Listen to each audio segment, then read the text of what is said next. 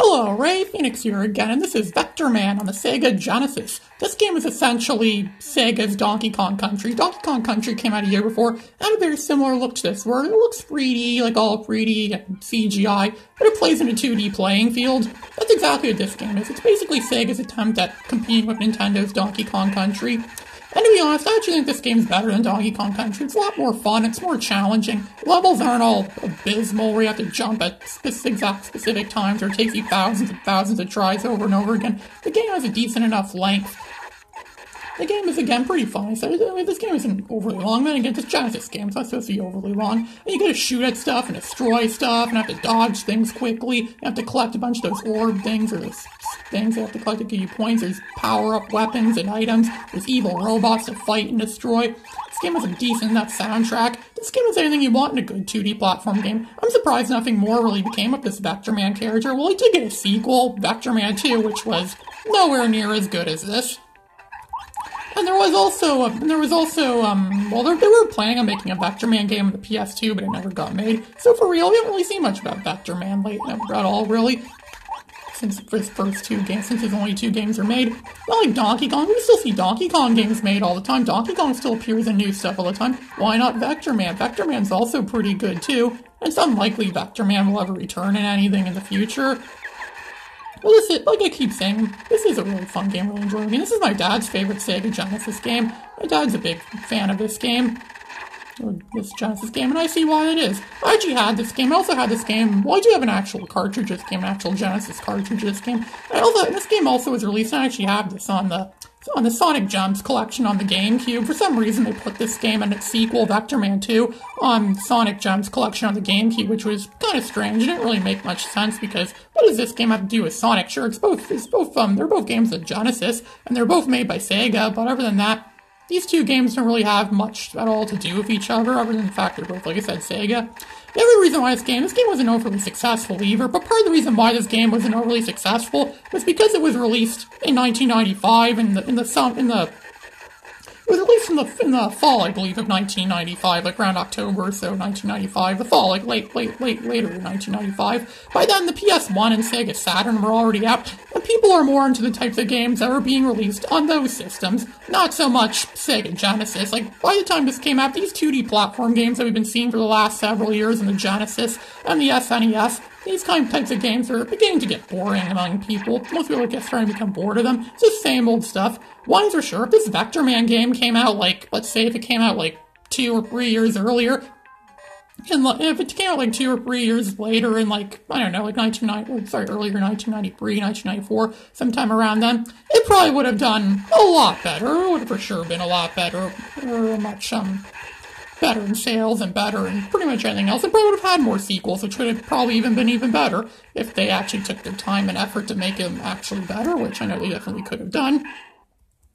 So, yes, this game also doesn't just have platforms. There are also other segments here, too, where you have to shoot at the robot on the thing, Metalhead, he's on the trains. There's some levels, one of the things I really don't like about this game is there's a lot of parts of this game that rely on luck, like just about being in the right place at the right time. You never know which power-ups you're gonna get. You never know which special abilities you're gonna get. You never know what will come up. It's completely random a lot of the time. You don't know what's gonna happen. Sometimes you get off easy in a matter of seconds. And other times it takes you like 30 minutes to get through something like that. You never know. You never know what's gonna happen.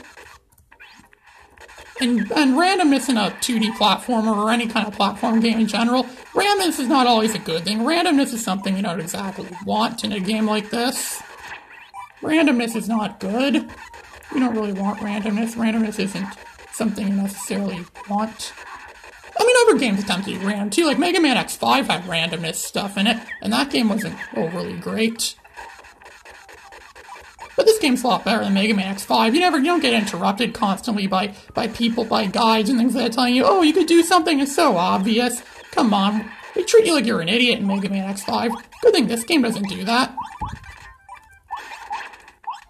This game also came out on the Sega Genesis collection on the PS2. It even came out on Sonic's Ultimate Genesis collection on the PS3 and Xbox 360. I actually have it on the PS3. I'm pretty sure I have that on the PS3, yeah. I have this exact version, this Sega Genesis version.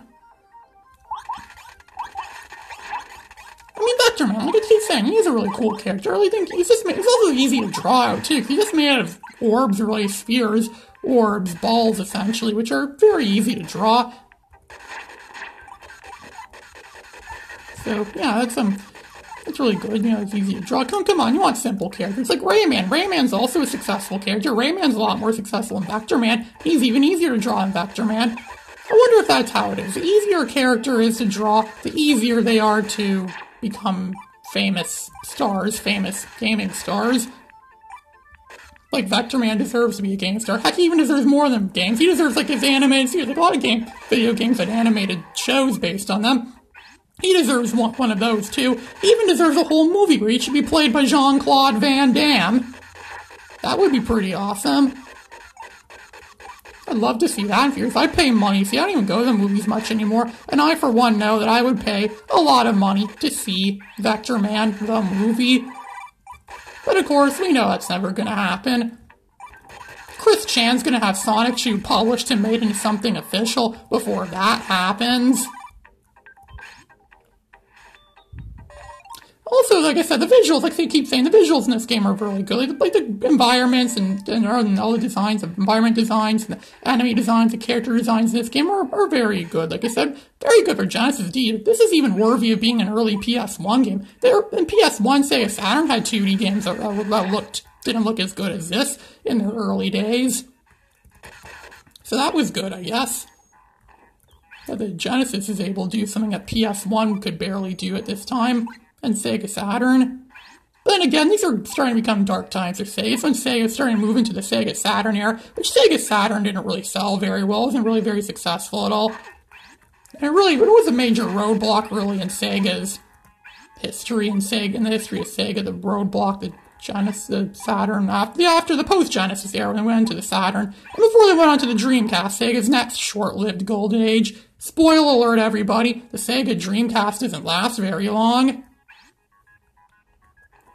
But I think everyone already knows that. In fact, I think Vectorman actually came out on the Dreamcast. I think it was on one of the Sega Smash Packs, actually, on the Sega Dreamcast. I never had any of those. I heard the emulation in those games were really bad. I don't know, I never actually owned that at all, but I've seen that before. I should get that, though, because I do have a Sega Dreamcast, a real, actual Sega Dreamcast, since it is a disc-based system, and so far I've not been successful at emulating disc-based systems. Only cartridge-based systems, really, like the Sega Genesis and other cartridge-based systems. Not even Sega CD. I still haven't been able to figure out how to play Sega CD games yet. The only way I could play Sonic CDs through that same Sonic Gems collection on the GameCube, which only came out on GameCube, so, yeah. A GameCube exclusive. Because Sonic was originally, like, on, Sonic games that were made when Sega stopped making game systems, originally they were only on Segas. Well, after they were only on Segas, they were also on Nintendos afterwards. Like the GameCube, mostly, because that was Nintendo's biggest system. And the GameCube was a pretty cool system. I wish it lasted longer than it actually did. I mean, Genesis got more than enough attention. Genesis got more than enough games released on it. It lasted for like 10 years. Like the Sega Genesis was released in like 1988.